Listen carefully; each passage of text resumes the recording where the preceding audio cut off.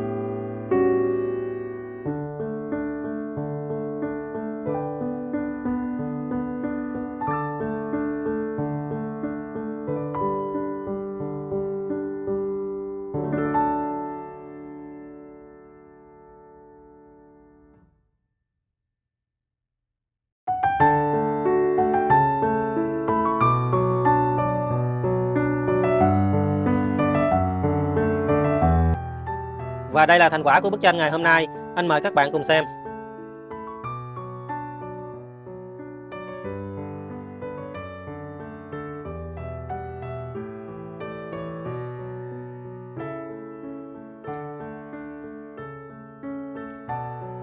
Video của chúng ta đến đây là kết thúc. Anh xin chào các bạn và hẹn gặp lại các bạn vào video tiếp theo. Nếu các bạn thích video này thì hãy nhấn like và đăng ký kênh để ủng hộ anh nhé.